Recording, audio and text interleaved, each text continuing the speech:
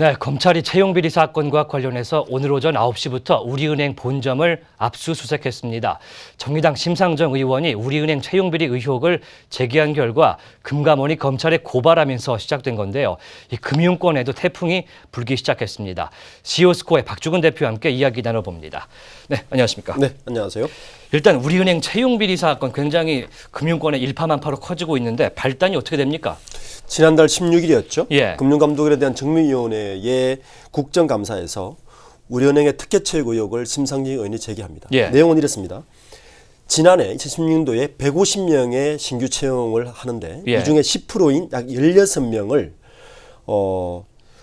금융감독원, 국가정보원 혹은 은행의 주요 VIP 고객을 중심으로 특혜 채용을 했다. 이렇게 보고합니다. 실제 예.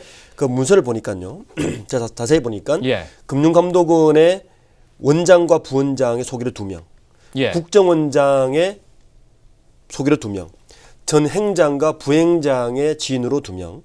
또 재밌는 것은 부구청장과 국군재정단이 들어가 있는데 이건 어떤 예. 내용이냐면 부구청장은 구청 공무원들의 그 급여를 우리은행에 몰아주고 그에 대한 대가로 한 명을 채용해줘라.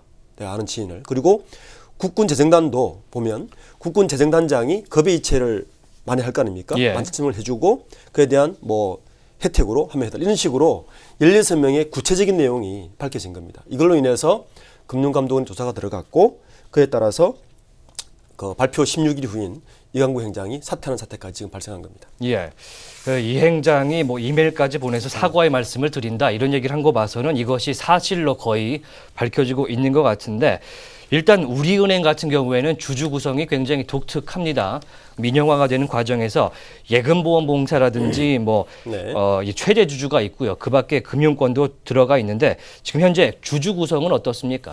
네, 우리은행을 보시면 우리은행이 약 지난 한 4, 5년간 예. 민영화 과정이 있었습니다. 그 민영화 과정의 핵심은 뭐냐면 과점 주주를 정부에서 가지지 않겠다는 겁니다. 예. 그전에는 과점 주주인 애금보험공사가 29.7%의 지분을 가지고 있었어요. 예, 예.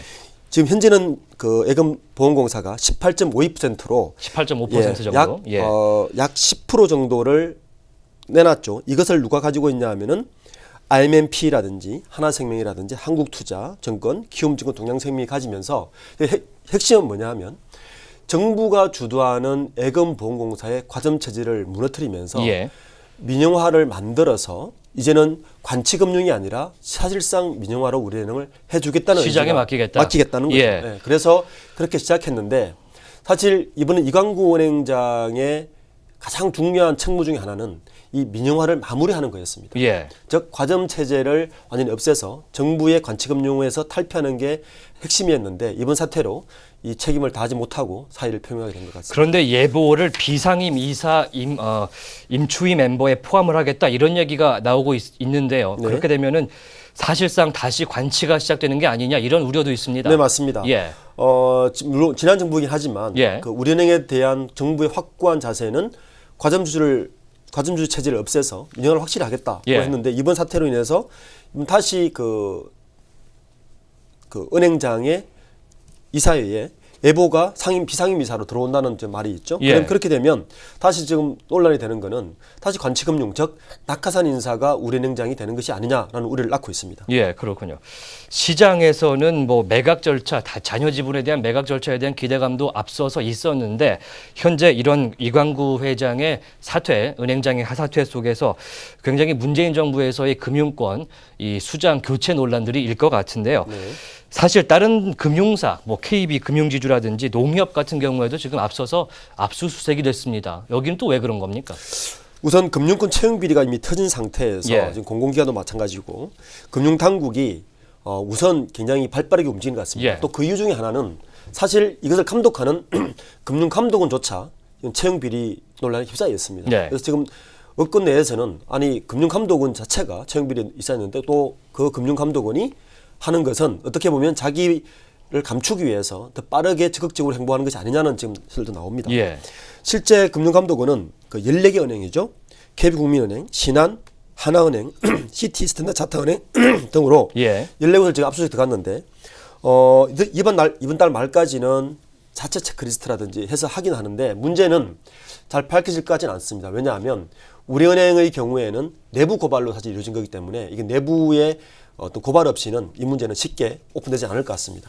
일단은 뭐 자기소개서에 굉장히 자세한 자기의 신상을 적도록 되어 있는 그런 문화부터 좀 없어져야 된다 이런 생각이 드는데요.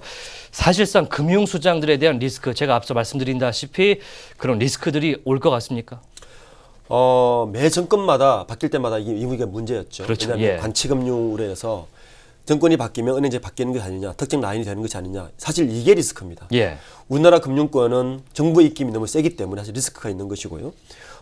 정부가 바뀔 때마다 이런 리스크를 없애기 위해서는 이번 우리은행이 확실하게 민영화돼야 되고 정부의 금융에 대한 입김을 좀 줄여주는 게 오히려 시장의 안정화에 도움이 되지 않을까라는 생각이 듭니다. 네, 일단은 구조부터 좀 바뀌어야겠다 이런 생각이 드는군요. 네, CEO 스코어의 박주근 대표와 우리은행 채용 비리와 관련해서 이야기 나눠봤습니다.